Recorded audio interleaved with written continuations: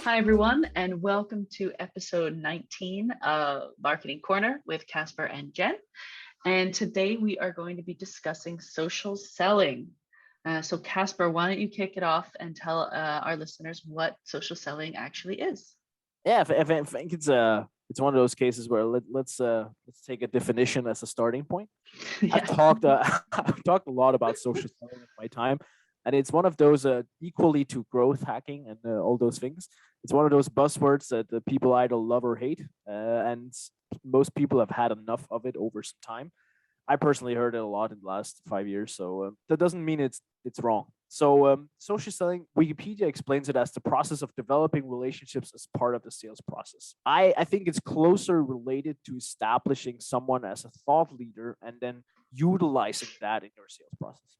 That would be my personal definition, but it's something along those lines. Whether it happens on LinkedIn, Facebook, Twitter, social channels, that technically doesn't matter. That's typically where you see it. But the social is it's being social with other people, so it can also just be offline. But of course, my expertise in this, or where I've done the most of it, has been on LinkedIn, and that's where we're gonna, at least from my perspective, that's where I can talk the most about how I've done it. I think that's also where a lot of people do it, but there's also a lot of people who do it on Instagram, a lot of people who do it on Facebook. So it can definitely be done a lot of different places. It depends on your core demographic, right? I mean, definitely. Exactly. my customers aren't on TikTok.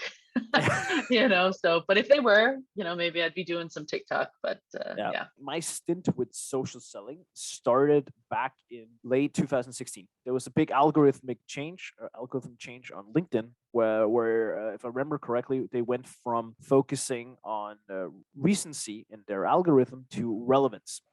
So suddenly it meant that instead of if you posted first and then I posted after, then my post would be on top because it was the most recent. Then suddenly, if you had more likes, then you would be featured instead of mine. So a lot of people saw a huge surge of like impressions and stuff over LinkedIn and stuff, and I saw that too. And then I started experimenting. And you have to remember that this is almost 5 years ago, right? So I was a little bit more of a rookie than I am today. I started experimenting. I posted for 30 days straight and got a lot of traction, like 50,000, 100,000 views, and it's crazy, right? And without knowing, I actually took a step into the social selling area, right? And there are other experts out there that will disagree with my approach and all this stuff, but I think social selling is super, super interesting, and I think there's a lot of value in it that people don't see. So actually, after I did that, I started teaching every single one who started at Templify, not the developers, but everyone who was tied into sales, so BDRs and A's, how to do social selling on LinkedIn. I used LinkedIn as the starting point because that's what I knew. The techniques were maybe a little bit different, but the principles you could technically use anywhere. And it was just about like saying, and I think a lot of people forget this, is that the company you are today, and let's be real and let's be frank about this, you're probably not going to be in this company 5 years from now. The job market changed a lot, right? Most people don't stay with companies after 5 years. It's totally fair. It's just the name of the game. Some people do, fair enough, but most people don't. But what sticks around is your personal brand, right? You want to build your personal brand that's going to be here forever. You want to start focusing on that. That will get you jobs, get you speaking gigs, make you closer friends, establish a network, all that stuff. But what you also want to do is you want to do this for the company side. So whenever I did this, especially for Templify, I've done it for Compliant, I'll do it for United FinTech, and it works wonders, right? I go out and establish myself as some sort of thought leader in a space. And that helps the sales process in other aspects. So for salespeople, this is highly relevant. Like salespeople, it's literally the core of social selling. They talk about their products and then they can engage in conversations where people come to them instead of having to come to people. They build a relationship before they try to sell. In my case, I established myself as a thought leader. So when the people hear about United FinTech or say like, okay, yeah, they have this guy, Casper marketing, he's done some really cool marketing. They're probably really good at what they do. Like Casper seems to be good at what he does, or he seems like a cool guy. I either want to work there or I want to buy from them. Because a lot of people often go like, hey, Casper, you talk about marketing, we're selling FinTech products. Not really, it's not that related. No, it's true. There's still marketing people in fintechs, and there's still other people around. And imagine if all your departments suddenly did this. Not to go on a tangent here, but we actually did that at Templify. And I have this crazy case study, which is I can't share. I'll share some of the numbers, but it's really crazy. So this is 2.5 years ago, so it's a little old, but it still goes. We had once you pay a certain amount at LinkedIn, they give you access to some cool stuff. So they did a study that said at that point we spent a lot of money on LinkedIn. We were spending a solid amount on LinkedIn, 3 digits, right, every month, and we were actually, when we were around 100, 150 people, I think, we were actually generating more value, more visits to our site from our organic postings than we did from our paid advertising. Listen, like more, and yeah, it's a little bit of a vanity metric because it's hard for them to measure accurately. So you can talk about attribution, blah, blah, blah. So anyways, point being, they could see a clear trend and see that we actually got more traffic to our site from what we did on social, meaning everyone, and this was from personal accounts, not from the company page, from personal accounts. They got more traffic to Templafy's website than we did from our paid ads. And our paid ads was seen by, what was it? I think it was 1 million people impressions or something every month. And we got more traffic than that from 100 people. And not all 100 people posted. I posted a lot, so I was probably the front runner, but we had some people who also posted quite a lot. And that's when you suddenly realize, wow, like you have to get people together and start seeing the bigger picture here. So that's been my approach. Then there's a lot of tactics, and we can get into that, but that's how I got started and really realized the power of introducing this at scale, if you can. That's interesting. Have you, Dixon, ever done something similar, worked in the same approach? Yeah, every company I've worked at, one of marketing's objectives was to have someone in C-level be a thought leader. And that was maintaining their LinkedIn account, their Twitter account usually, and not so much Facebook or things like that, but that's just because of our core demographic, and getting them on stage, engaging with people on LinkedIn, getting involved in debates and things like that. One of our strategies I remember at Plan Day was to monitor Medium and Quora. When people ask questions on Quora, make sure we're one of the first people to respond when it comes to things within our particular remit, right? And it's funny you mentioned the algorithm, because I also, when I started my speaking gigs, I started using Twitter a lot more because it's pretty popular in a lot of places, maybe not so much in Scandinavia, but definitely UK and America. And I figured out using tools like Hootsuite that obviously the algorithm would favor you if you were having more followers than people you followed, right? And so I could see in this tool, when someone unfollowed me, I'd unfollow them immediately, because that would keep, because I didn't want to have tons of people I was following who weren't following me back. And within a couple of months, I had 5,000 Twitter followers. I'm sorry, I have to say that Taye Diggs, the actor, follows me on Twitter. Total fangirl moment. That's right, everyone. Taye Diggs, look him up. He's beautiful. Is one of my followers on Twitter. But anyway, so that's kind of where I got into, trying to, at least with a personal brand, right? Because I only talk about marketing. I'm not going to dip my toe in maybe a little bit of customer support. And I did do a talk about how customer support is the new lead generation. I stick in my lane.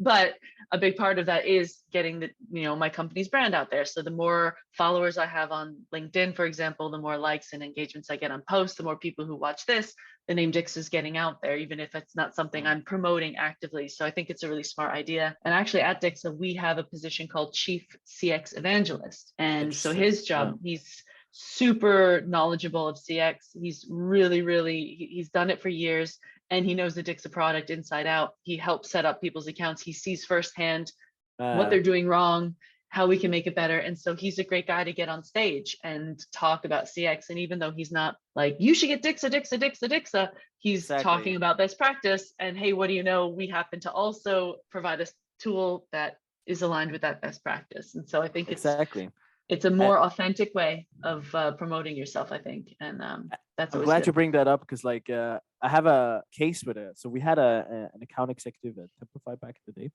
Really nice guy. I can say his name. He's one of my good friends. He's Christian. So Christian is a great guy. And to be fair, saying the name Christian in Denmark doesn't really say a lot, so I'm just gonna keep it there. There's millions of them, so it doesn't. Yeah, don't worry. We had a sales guy that was called Christian. People will figure it out. Hey, shout out to Christian. It's awesome. Anyways, he would do the traditional way of selling, exactly as you just said. He'd just be like, hey, are you looking to up your PowerPoint game? Then come talk to me. He would do a post on LinkedIn like that. And then he did a bunch of those. Funnily enough, it didn't work, right? And then he would come to me and be like, Casper, what's going on? Why is this not working? I can't figure it out, blah, blah, blah. And then I gave him a few pointers. I think that's my point with this. This is knowing the algorithm of where you play, like understanding the mechanisms that are in play on the channel you're using for social selling. So in this case, it was LinkedIn, right? So I said, okay, here's what you need to know about structure. People use it on mobile phones, still back then and still is, and this is a very high debatable thing, but try not to use links in your posts, put in the comments, all that stuff, right? And try not to sell. People can smell you're trying to sell a mile away. Don't sell. Give out value 99% of the time. Then once the 1% where you're asking for value, asking for something in return, people are way more likely to actually do it because you've given them so much. Mm-hmm. So I taught him all these things, right? Then his third post had 250,000 views. And he went from having like 500 or a few hundred, right? 250,000 views on his third post. And he was fucking mind blown.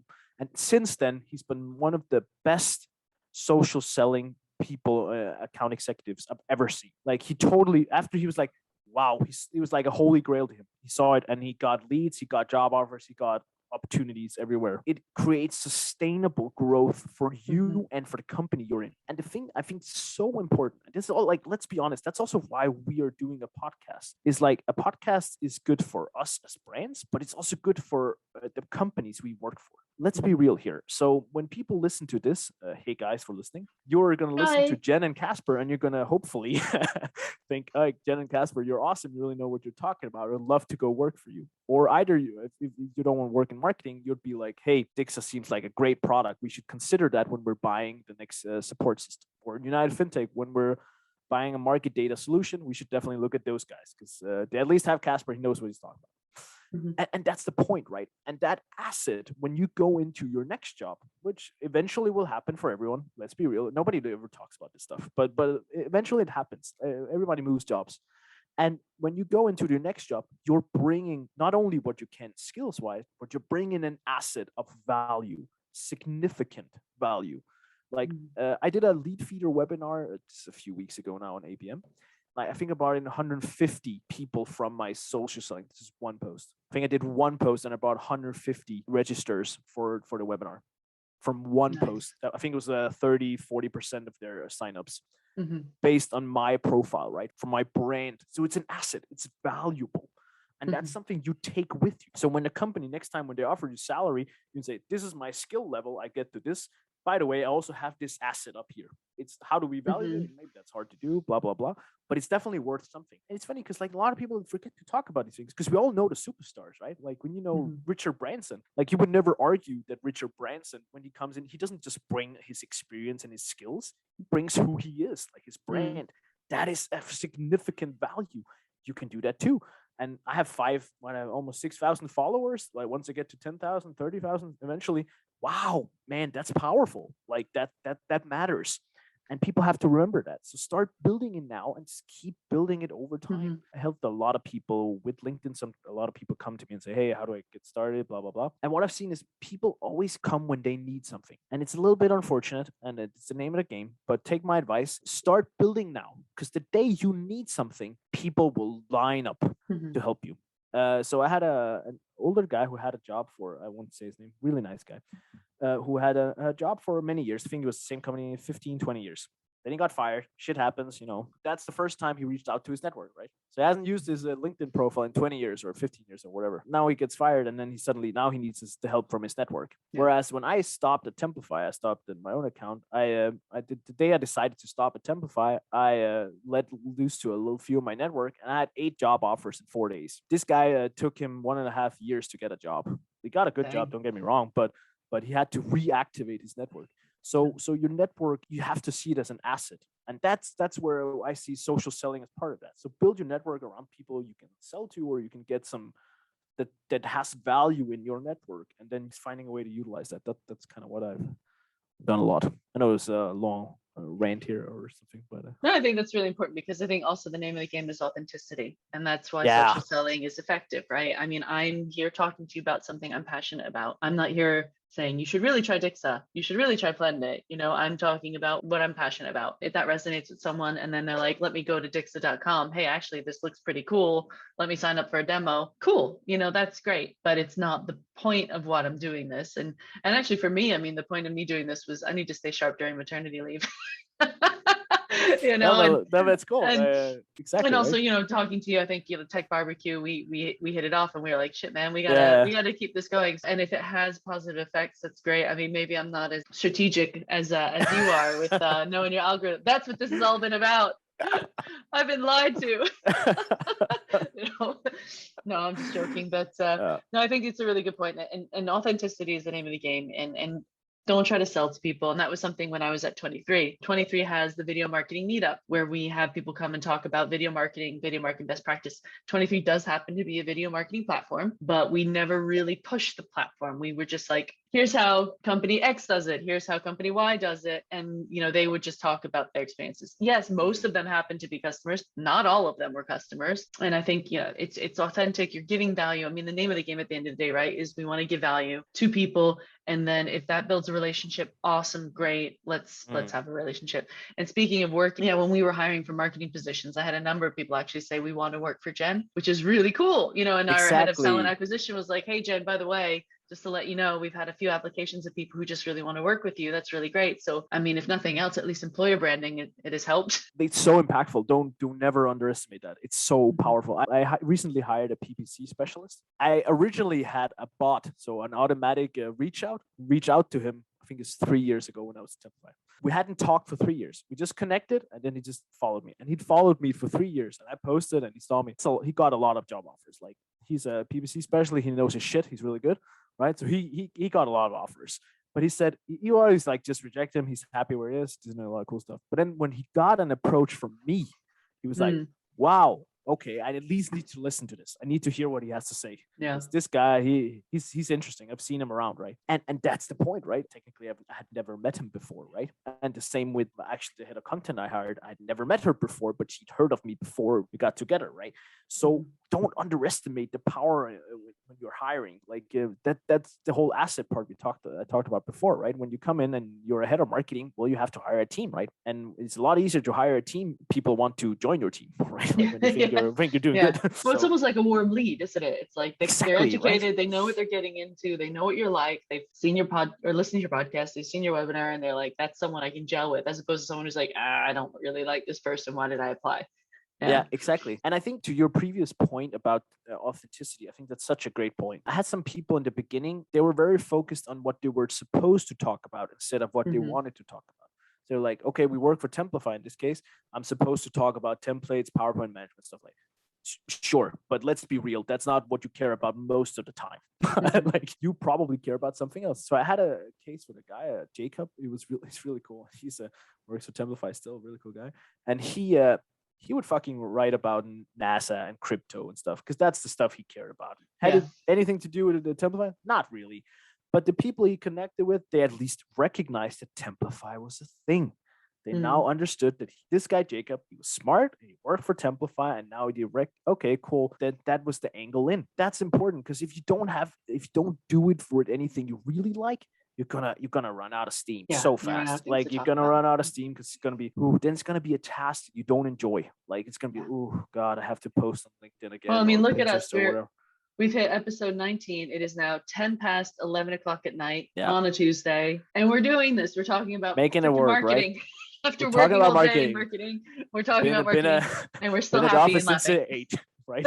Like, in the office since 8, and here I am after I've tucked the kid in, and the wife is watching Netflix, and here we are talking about marketing. Let me ask you this, because this is something that has come up in my, not me personally, but I've seen happen. Where is the line drawn between your own account, your personal account, talking about what you want, and where you could potentially put your employer in an awkward position or in hot water? So say you are of a particular political belief and you mention it on your LinkedIn, and maybe it makes your employer look in a bad light, but it's your personal LinkedIn. Where does that line lie with you? So fortunately, I've never had to face a real issue with that. But I have heard of many, many people who've had, and I think it's a hard one to navigate in, to be honest. And I'm not sure I have a really good answer, but I'll give you this. I had a few cases where the big thing about algorithms when it comes to LinkedIn and Facebook specifically, and everybody knows this these days, what sells? Controversial sells. So the more controversial you are, the more reach you will get.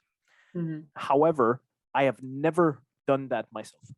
I'm fully aware that it works, and I would I would have much higher reach and be much more prominent in the space if I said stuff more controversial. And I would be like, I hate salespeople or something like you can look at huge, which I don't. I just want to highlight disclaimer. I really don't. I love sales, but if you said something really controversial, or to start talking politics, right? Talking anti-vax or talking something super controversial, that would give you a lot of reach, but it's not positive, right? And it scares people off. So my take would be, if somebody started building a profile and started actively saying something that was controversial in comparison to your company values, then I would flag it. I'm very generous with that. Like, I think people can talk essentially about whatever they want, but there's a line where it crosses. If you 9 out of 10 times talk about politics and you demean other people or use curse or like approach it in a very negative fashion, in my opinion, you're doing it wrong. Controversial is, then you shouldn't be another game. That's if you want to write maybe a column in an art, like in a newspaper. They want controversial. As a brand, I think it's different. I know what your take is that on that. Well, I have a little anecdote for one of my first real jobs. Long ago, actually, this is when I lived in England. I had a friend starting in my department where I worked, and she had put on Facebook. This is on Facebook. It's the peak Facebook time, probably pre-Instagram. So this is a while ago. But she had written that she was really excited to start at this new department. She says, I'm looking forward to starting my new job. Didn't say the employer, didn't say anything like that. I worked at a university. I did not have any students who were friends. I did not talk about where I worked because I wanted to keep my work life separate from my personal Facebook account. But I had commented on her post saying, it's a line from The Office where, because of course, The Office is my life, and where Dwight says to Jim, welcome to Hotel Hell. Check-in time is now. Checkout time is never. And I wrote that on her wall as a joke, because the two of us, she watches The Office. She gave, she laughed and we had a laugh about it. 6 months later, I got called into a disciplinary meeting with my manager saying I had defamed the university on a public platform. Wow. And I said, well, how did I do that? And they said, well, you referred to working in your department as hell. And I said, well, no, I never mentioned my employer. I never mentioned my department. I have no connection whatsoever. This is my personal Facebook group. And it was someone I'm connected to, someone she's connected to, took a screenshot and sent it to my manager. And it was this big thing. And I got my union involved because I said, this is bullshit. I didn't actually mention my employer at all. This is my personal account. And I won the case. That's cool. So I think there's that. But then at the same time, I agree with you. When I see certain things on LinkedIn, I feel like LinkedIn is different because your employer is listed on your profile. Yeah. It says on your profile, here's my name, here's my title, here's who I work for, and you're automatically bringing them into it. And so I think it's really difficult because the argument is, this is my personal profile. This is my thoughts, my feelings, my opinions, but your employer's name is right up there with you, and it could reflect badly on the employer. So I think it is a gray area, and I would never put anything on LinkedIn that, I mean, there's even times I put stuff on LinkedIn and my manager's been like, that was crossing the line. And I'm like, really? No, but essentially, like, I view it as like, it's the same with influencer marketing, right? Like, and you have these like advocates for like the children and UNICEF and stuff. And then if they go out and say, hey, I don't believe in Holocaust, right? Then you probably can't be a like advocate for Save the Children anymore or something like that, right? Something similar, like. And I think this is maybe an extreme example, but I think it's the same rule applies, right? Like for every employee, and I think that's fine. Like personally, I think that's fine. I think that's the nature of the game, and I think that's how it should be. And a lot of people go, "Hey, free speech and all that stuff." Yeah, free speech somewhere else, like LinkedIn. That's not free of consequences. No, exactly. It's not. As an American, I can go say crazy. Free like speech. I'm all for free speech, but things have. Like it's also up to the company to say, okay, we don't want to have that in our company. It's not tied to our values, and I think that's fine. Almost never really had any of high consequence to it, but I'm sure I will in the future. I'll stumble across it a little bit more, but it's definitely something to take into consideration. Yeah, I don't know the answer because I understand the argument of it's my personal profile, but there is also that your employer's name is right up there, and that's why I would strongly suggest people do not put their employer on Facebook. And stuff like that. Some people like to say works at blah, blah, blah. It's up to you and what you post. But I think LinkedIn is the only thing that it's really difficult to separate yourself from your employer. I think one thing maybe I forgot to bring up is also that, like, especially when it comes to LinkedIn, I think the same goes for Facebook, other platforms as well, but especially LinkedIn, company pages are naturally limited. I don't think they say that officially, LinkedIn or Facebook as well. but the reach from your post from a company post is significantly lower than from a personal post. And it ties back to an old saying in marketing, right? Where like people don't buy from companies, they buy from people.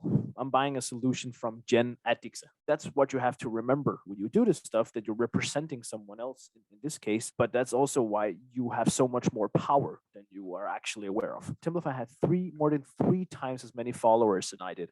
And I reached 10 times as many people every month than Templify did organically. Mhm. And it just goes to show that you can really take this far if you want to, right? So key do that. takeaways. So Do key it. takeaways: invest in it, understand, decide on a platform. I don't believe in having multiple platforms, so decide on one platform that you do this on. Like typically it's LinkedIn, but it could also be Instagram. Pinterest is also a good one. Facebook, fine maybe. Understand the algorithm behind that platform. I think that's a really important part that's often overlooked. A lot of people say like, yeah, but it's just about doing right. No, understand the algorithm. If you don't understand, you're gonna waste a lot of time. So take the moment, maybe find a course or talk to me or talk to you or whatever. Talk to someone who knows the algorithm a little bit, understand it, play the game like it's supposed to be played, and then start building your personal brand there. Start posting regularly. Consistency is rewarded, right? So once you post once a week, start getting traction. Post about the things that you care about. Be authentic about these stuff, and once you do that, you will see results. I promise you that. I've never had a case with someone who didn't see results, and this has led to I've helped people find jobs this way. I've helped people, like multiple people, find jobs that are jobless, and say like, okay, instead of doing this whole CV battle, start connecting with people. Use a bot if you want to. I can show you some tactics, or start posting. And they done that, and they found jobs. That's some of the most rewarding stuff you can ever do, to be honest. For me, that's some of the stuff that's made me the most happy over time, is that I've actually helped people who were desperate to find jobs or didn't have success in the normal approaches, and then they actually found jobs through this approach. It works. But it takes time and takes dedication and takes consistency. And be authentic. Be authentic. Be authentic. Don't be on there trying to sell. We can smell people it. are savvy. We can smell it a mile away. Just talk about what you're passionate about, and people will come to you. Exactly. As we found with this podcast. Exactly. Keep listening. Amen. Share it with your friends. Tell all. Share it. Tell us what you want us to talk about. You know, we have the small startup experience. We have medium scale up. Yeah. We want to help you. And exactly. And if you buy from our company, that's cool too. Like exactly. Not why we're still so small. So if you write to us, we will respond. Like yeah, we'll be there. I always say to people, and I've taught this stuff, that the first message you get from me is most likely a bot if I connect with you. but the second message, that's always me. That's always me, man. Well, if I respond to you, it's probably because I'm doing a feeding at 2:00 in the morning or 4:00 in the morning. So it might be at weird times, but it's not a bot. It's me literally with a bottle in one hand, desperately scrolling through my phone on the other. It's like, what do you want? Please, human contact. On that note. Let's call People are gonna be messaging me at like 2 a.m. now about nothing, I bet, right? and we're all for it. Yes. Brilliant. On that note, thank you very much, everyone. And we'll see you at the next episode. Bye. Bye.